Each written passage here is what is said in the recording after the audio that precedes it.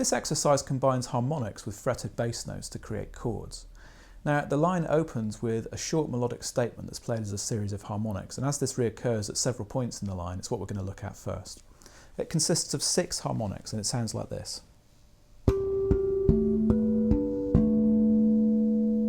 Let's take a look at the first 3 harmonics.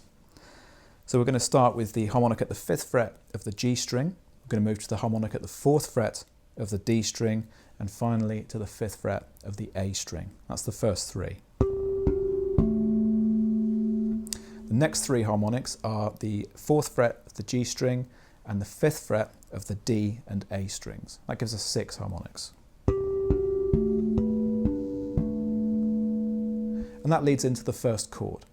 Now, before we go any further, I want to talk about the pitches that we're playing here, because the harmonics at the 5th fret have different pitches to the fretted notes that they sit above.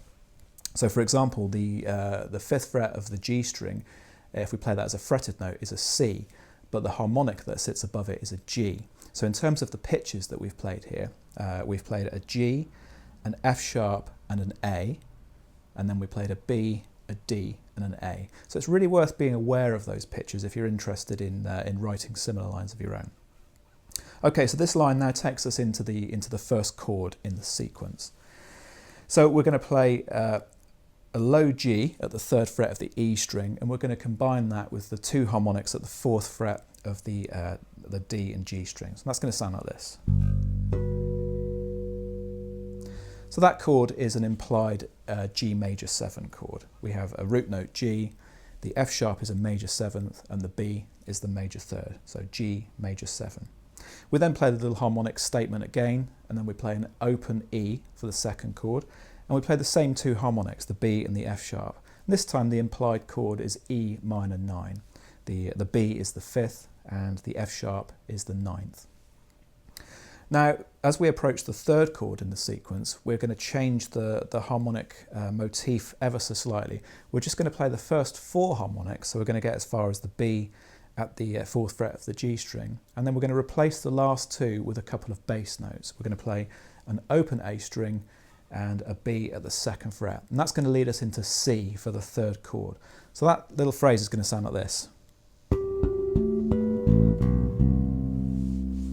So once we're on this C, we're going to allow it to ring, and then we're going to play the harmonic B at the 4th fret of the G string and the harmonic D at the 5th fret of the D string. We're going to allow those to ring, and then we're going to play the harmonic E that's at the 5th fret of the E string. It should sound like this. So that's a C major 9 chord. And it should be familiar to you if you've ever checked out Jaco Pastorius' composition Portrait of Tracy. It's one of the chords that he uses quite heavily in that piece. Okay, as we move to the 4th and final chord, again the harmonic phrase is ever so slightly different. We're just going to play the first 5 harmonics and replace the last one with an open A string. And that's really just to enable a position shift. So we want to put our 3rd or 4th fingers possibly on the D at the 5th fret of the A string. And the 2 harmonics that we're going to play after this are the F sharp harmonic that's played at the 4th fret of the D string and the A harmonic that's played at the 3rd fret of the D string. That's going to sound like this. Now what you might find is when you play harmonics at the 3rd fret, rather than being directly over the fret wire, you perhaps need to be ever so slightly behind the fret wire, so a little bit closer to the body of the instrument than directly over it. And then the harmonic statement is played one more time, and we go back into the final chord, which is another G major 7 chord. Okay, one final thing I'd like to talk about is the use of reverb. So when you're playing lines that involve harmonics, such as this one, or maybe chordal passages, it can be a really good idea to use a reverb pedal to just add some presence to your sound. I was using the EBS Dynaverb pedal on this exercise, and I'll include the settings in the PDF worksheet for you to check out.